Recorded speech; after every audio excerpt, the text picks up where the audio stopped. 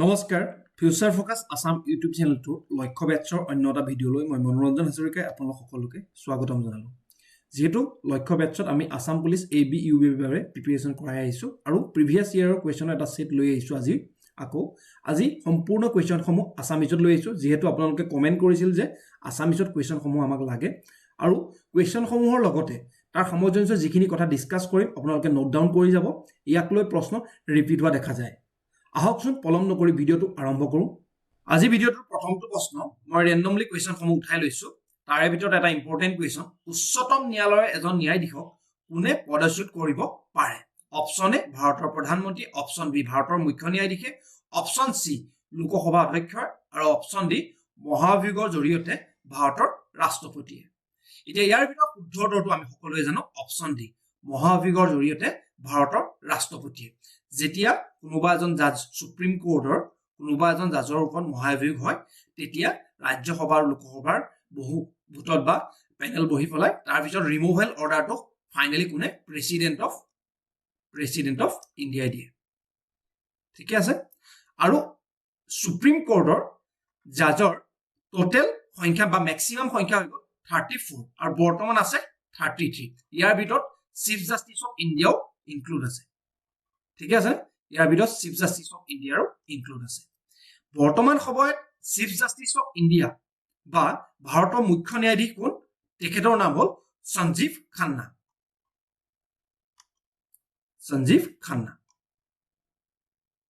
ইয়াৰ আগত আছিলে DY চন্দ্ৰচূড়। ইয়াৰ আগত আছিল। আৰু এই সঞ্জীৱ খান্না 2024 চনৰ 11 নৱেম্বৰৰ দিনা তেখেতক এই পদটো দিয়া হৈছিল। কথাটো ক্লিয়াৰ হ'ল? যদি পৰৱৰ্তী প্ৰশ্নলৈ যাব পাৰো, মই কুৱেশ্যনৰ লগতে যিকেইটা ইম্পৰ্টেণ্ট কথা কৈ গৈছো আপোনালোকে নোট ডাউন কৰিব। এই কথাকেইটাক লৈ প্ৰশ্ন আহি থকা দেখা যায়। পৰৱৰ্তী প্ৰশ্নটো, ভাৰতৰ ৰাষ্ট্ৰীয় পতাকাত অশোক চক্ৰত আছে ক'লা ৰঙৰ 24ডাল দণ্ড, ক'লা ৰঙৰ 16ডাল দণ্ড, নীলা ৰঙৰ 24ডাল দণ্ড আৰু নীলা ৰঙৰ 16ডাল দণ্ড। আমি সকলোৱে জানো নীলা ৰঙৰ 24ডাল দণ্ড পোৱা যায়। অশোক চক্ৰত 24ডাল এনেধৰণে দণ্ড পোৱা যায়। এতিয়া আমি ভাৰতৰ ৰাষ্ট্ৰীয় পতাকাখনৰ লগত কেইটামান কথা জানিব লাগিব যে ৰাষ্ট্ৰীয় পতাকাখনৰ সাইজটো কিমান। ৰাষ্ট্ৰীয় পতাকাখন সদায় এইটো সাইজৰ হয়। সাইজৰ অনুপাতটো হ'ল 3:2। অপশ্যনত আহিব 3:2, মানে 3 হ'ল দিশ, এইটো দিশ আৰু এইটো হ'ল প্ৰস্থ। কথাটো ক্লিয়াৰ? ভাৰতৰ ৰাষ্ট্ৰীয় পতাকাখন কোনে তৈয়াৰ কৰি উলিয়াইছিলে? 1921 চনত। এইটো মনত ৰাখিব, খুব ৰিপিট হোৱা যায়। পিংগালী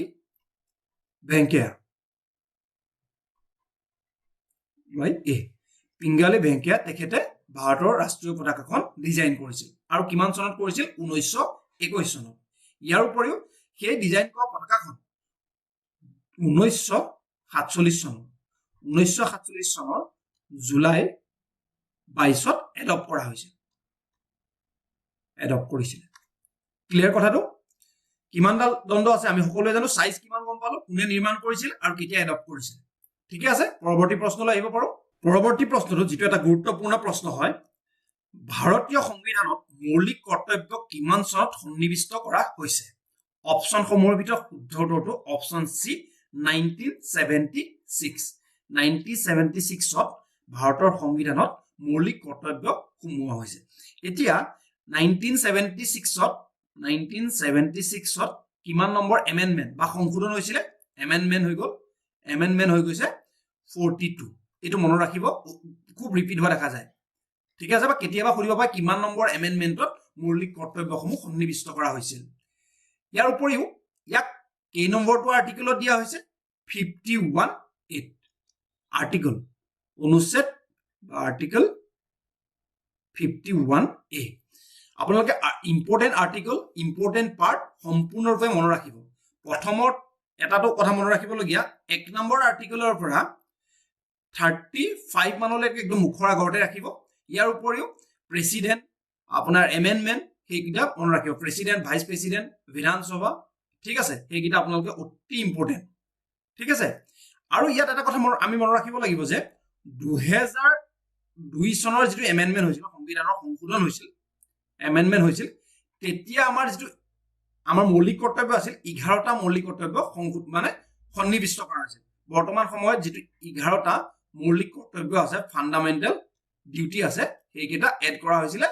2002 চনৰ সংশোধন অনুসৰি ক্লিয়াৰ যদি পৰৱৰ্তী প্ৰশ্নলৈ আহিব পাৰো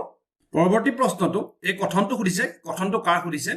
ভাৰতৰ আত্মা গাঁৱতেই বসবাস কৰে এই কথাষাৰ কোনে কৈছিল আমি সকলোৱে জানো মহাত্মা গান্ধীয়ে এই কথাষাৰ কৈছিল পৰৱৰ্তী প্ৰশ্নটো ভাৰতৰ ৰাষ্ট্ৰপতিয়ে দুইখন সদন বুলি কাক কৈছে এখন ৰাজ্যসভা আৰু এখন লোকসভা সদনৰ সভা একেলগে আহ্বান কৰি বক্তৃতা প্ৰদান কৰে প্ৰত্যেক বছৰে লোকসভাৰ সাধাৰণ নিৰ্বাচনৰ পাছত আমি সকলোৱে জানো ইচ ইয়েৰ বা প্ৰত্যেক বছৰে আৰু লোকসভাৰ সাধাৰণ নিৰ্বাচনৰ পাছত গতিকে দুইটা হয় গতিকে অপচন সি টো শুদ্ধ আৰু এই কথাটো কেই নম্বৰ আৰ্টিকেলত আছে আৰ্টিকেল মন ৰাখিব 87 যেহেতু আৰ্টিকেল প্ৰতিটো কোৱেশ্যনৰ লগতে জড়িত আপোনালোকে আৰ্টিকেলসমূহ মন ৰাখিবলৈ চেষ্টা কৰিব প্ৰথমতে টান লাগে পাছত কিন্তু ইজি হৈ যায় পৰৱৰ্তী প্ৰশ্নটো ভাৰতীয় সংবিধানৰ মতে ভাৰতবৰ্ষৰ বিষয়ে অভিহিত কৰে অপচন এ পৰিসংঘ অপচন বি সংঘ অপচন সি ৰাজ্যৰ সংঘ অপচন ডি এটাও নহয় ইয়াৰ ভিতৰত শুদ্ধ উত্তৰটো অপচন সি ৰাজ্যৰ সংঘ যাক কোৱা হয় ইউনিয়ন অফ ষ্টেট ঠিক আছে আৰ্টিকেল 1ত কি আছে অনুচ্ছেদ 1ত আছে ইণ্ডিয়া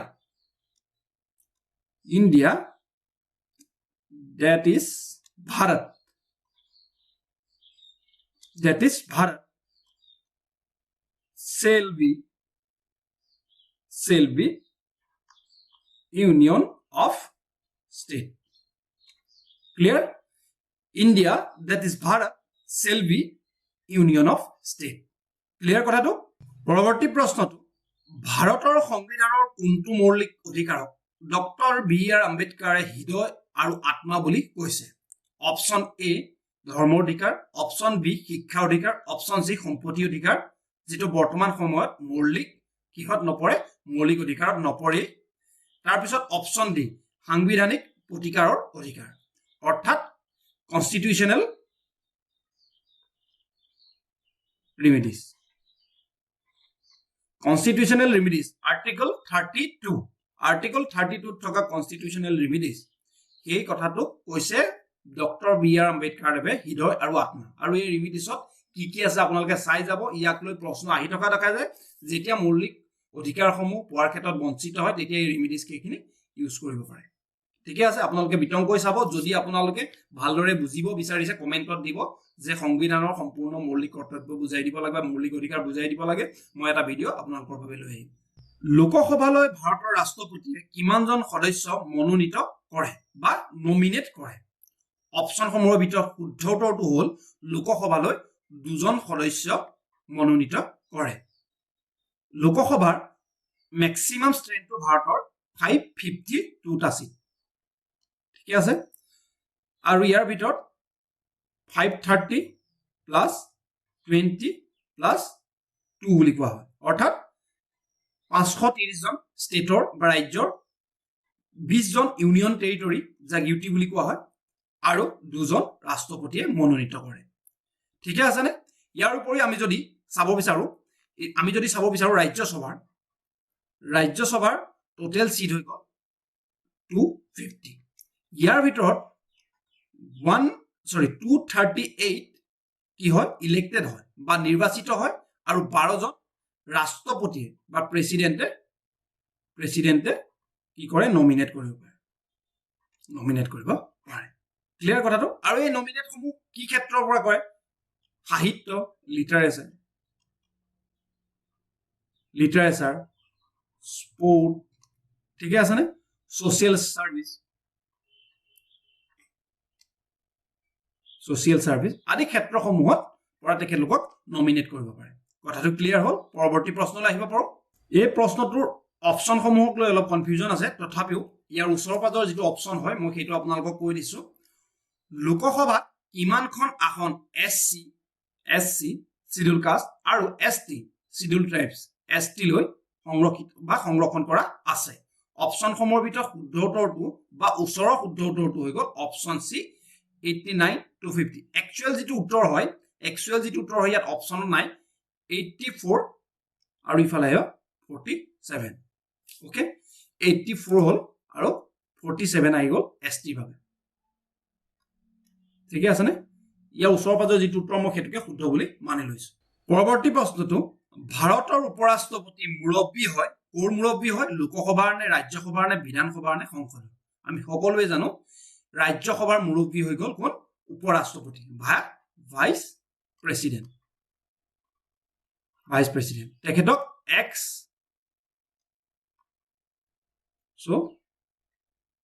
চেয়াৰম্যান বুলি কোৱা হয় ঠিক আছে নে এটো তেখেতৰ দায়িত্ব বা তেখেতৰ কৰ্তব্য হয় আৰু যে ভাইস প্ৰেসিডেন্ট নামৰ পোষ্টটোৰ কথা কোনটো আৰ্টিকেলত আছে আৰ্টিকেল 63 আছে there should be a vice president of India ঠিক আছে না আৰু 64 ৰ পৰা 64 আৰু 89 তেখেতৰ যিটো দায়িত্ব যে তেখেত এক্স অফিচৰ চেয়াৰম্যান এই কথাটো তাত উল্লেখ আছে তেখেত তাত আছে যে Vice President of India, the ex-officio chairman shall be the Council of ex-officio chairman of Council of State. Council of State বা ৰাজ্যসভা যাৰ নামটো একেই আগতে কাউন্সিল অফ ষ্টেট আছিল এতিয়া তাক ৰাজ্যসভা বুলি জনা যায় কথাটো ক্লিয়াৰ হ'ল পৰৱৰ্তী প্ৰশ্নলৈ আহো আপোনালোকে আৰ্টিকেল সমূহ চাব যে প্ৰেসিডেন্টৰ কথা কোনটো আৰ্টিকেলত আছে প্ৰেসিডেন্টৰ কৰ্তব্য ইমপিচমেন্ট এই সমূহ কোনটো আৰ্টিকেলত আছে আপোনালোকে সম্পূৰ্ণৰূপে চাই যাব পৰৱৰ্তী প্ৰশ্নটো আন্তৰ্জাতিক তাৰিখ ৰেখা সূচায় আন্তৰ্জাতিক তাৰিখ ৰেখা মানে ইন্টাৰনেশনেল ডেডলাইন যাক চমুকৈ কোৱা হয় আইডিএল এ সূচায় 0 longitude 90 degree east longitude equator আৰু 180 ডিগ্ৰী লংগিটিউড ঠিক আছে নে 180 ডিগ্ৰী লংগিটিউডটো সূচায় যদি আমি পৃথিৱীক চাওঁ পৃথিৱীৰ ক্ষেত্ৰত 180 ডিগ্ৰী এইখিনি ৰেখাক দ্ৰাঘিমাংশ 180 ডিগ্ৰী দ্ৰাঘিমা ৰেখাক বুজায় ঠিক আছে নে ইয়াক কোৱা হয় ইন্টাৰনেশনেল বা আন্তৰ্জাতিক তাৰিখ ৰেখা কথাটো ক্লিয়াৰ হ'ল পৰৱৰ্তী প্ৰশ্নলৈ আহিব পাৰো পৰৱৰ্তী প্ৰশ্নটো সূৰ্যৰ আটাইতকৈ ওচৰৰ গ্ৰহটো কি সূৰ্যৰ আটাইতকৈ ওচৰৰ গ্ৰহটো কি আমি সকলোৱে জানো বুধ গ্ৰহটো সূৰ্যৰ আটাইতকৈ ওচৰৰ আৰু একেবাৰে সৰু কথাটো ক্লিয়াৰ আমি যদি চাবলৈ যাওঁ সূৰ্যৰ পৰা ক্ৰমান্বয়ে কেনে ধৰণে আছে গ্ৰহসমূহ আমি সৌৰজগতৰ এটা ভিডিও আপলোড কৰা আছে আপোনালোকে চাই ল'ব সম্পূৰ্ণৰূপে আপোনালোকে বুজি পাব আমি তথাপি এইটো কথাত আমি ডিসকাস কৰি চাওঁ মাৰ্কুৰী যাক কোৱা হয় বুধ শুক্ৰ কি বুলি কোৱা হয় ভেনাছ তাৰ পিছত আহিলে আমাৰ পৃথিৱী আৰ্থ ক্ৰমান্বয়ে আমি ওচৰৰ পৰা দূৰলৈ আমি লিখি আহিছো আৰ্থ পৃথিৱী মাৰ্চ বা মংগল ইয়াৰ পাছত আহিলে জুপিটাৰ বা বৃহস্পতি তাৰ পিছত হ'লে সেটাৰ তাৰ পিছত সেটা মানে শনি ইউৰেনাছ তাৰ পিছত আহিলে নেপচুন গতিকে বুধ একেবাৰে ওচৰত আৰু নেপচুন একেবাৰে দূৰত আৰু বুধৰ সাইজ একেবাৰে সৰু আৰু আটাইতকৈ ডাঙৰ সাইজটো কি হ'ল জুপিটাৰ বা বৃহস্পতি লাৰ্জেষ্ট এটো সোলাৰ সিস্টেম ক্লিয়াৰ কথাটো পৰৱৰ্তী প্ৰশ্নলৈ আহিব পাৰো খুব ৰিপিটেড আৰু এটা প্ৰশ্ন কোনটো গ্ৰহৰ পৰা সেউজীয়া পোহৰ নিৰ্গত হয় সৌৰজগতৰ কোনটো গ্ৰহৰ পৰা সেউজীয়া পোহৰ নিৰ্গত হয় সেই কথাটো সুধিছে আমি সকলোৱে জানো ইউৰেনাছৰ পৰা কি হয় সেউজীয়া পোহৰটো নিৰ্গত হয় আৰু আমি জানো যে ৰেড কালাৰটো ক'ৰ পৰা নিৰ্গত হয় মাৰ্চ বা মংগলৰ পৰা আপোনালোকে সৌৰজগতৰ সিৰিজটো ভালদৰে চাই যাব কিয়নো সৌৰজগতৰ লৈ এটা নহয় এটা প্ৰশ্ন খুব ৰিপিট হোৱা দেখা যায় এতিয়া এটা খুব ৰিপিট হৈ থকা কোৱেশ্চন টেৰিটৰিয়েল ওৱাটাৰ মানে কি টেৰিটৰিয়েল ওৱাটাৰ অপচন সমূহ চোৱাৰ আগত আমি এটা বুজি পাম যে টেৰিটৰিয়েল ওৱাটাৰনো কি যেতিয়া এখন ৰাষ্ট্ৰ বা এখন দেশ থাকে ধৰি ললো ভাৰতে এখন ভাৰতৰ আমাৰ সমুদ্ৰ পৃষ্ঠটো টেৰিটৰিয়েল মানে সাগৰৰ পৃষ্ঠটো কথাই কয়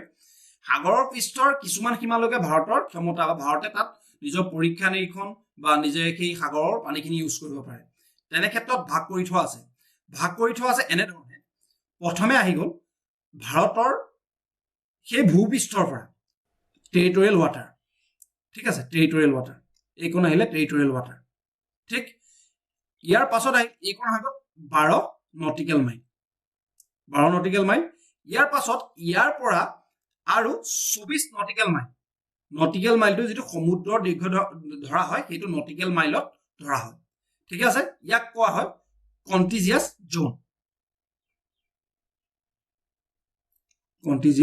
জোন ঠিক ইয়াৰ পাছত এক্সক্লুসিভ ইকনমিক জোন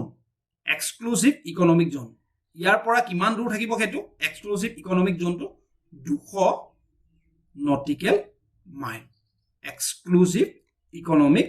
জোন বুলি কোৱা হয় ঠিক আছে আৰু 1 নটিকেল মাইল মানে হ'ল 1.852 কিলোমিটাৰ 1.852 গতিকে এই নটিকেল মাইলত ভাৰতে নিজৰ পৰীক্ষা নিৰীক্ষণ সেই সম্পূৰ্ণ কৰিব পাৰে মাছ ধৰিব পাৰে সম্পূৰ্ণৰূপে সাগৰৰ পানী ব্যৱহাৰ কৰিব পাৰে কথাটো ক্লিয়াৰ ইয়াৰ শুদ্ধ উত্তৰটো আমি টেৰিটৰিয়েল ৱাটাৰ মানে কি টেৰিটৰিয়েল ৱাটাৰ মানে অপচনসমূহৰ ভিতৰত কাষৰীয়া সাগৰীয় পানী কথাটো ক্লিয়াৰ হ'ল যদি পৰৱৰ্তী প্ৰশ্নলৈ যাওঁ পৰৱৰ্তী প্ৰশ্নটো দিলৱাৰা মন্দিৰ ক'ত অৱস্থিত মাউণ্ট আবু আৰু এই মাউণ্ট আবু ক'ত আছে মাউণ্ট আবু আছে ৰাজস্থানত ঠিক আছে ৰাজস্থানত আছে এই মাউণ্ট আবু আৰু এই দিলৱাৰা মন্দিৰ 11th to 13th centuryত কি হৈছিলে সৃষ্টি কৰিব স্থাপন কৰিছিলে ঠিক আছে ৰিংছ অফ ফায়াৰ মানে কি ৰিংছ অফ ফায়াৰৰ অৰ্থ কি সুধিছে আমি সকলোৱে জানো যে প্ৰশান্ত মহাসাগৰৰ ভূভাগত বা প্ৰশান্ত মহাসাগৰৰ গভীৰ অৱস্থাত হোৱা যিকি ভলকেনো হৈ গ'ল ভলকেনো বা যিখিনি ফ্ৰিকুৱেন্ট আৰ্থকুইক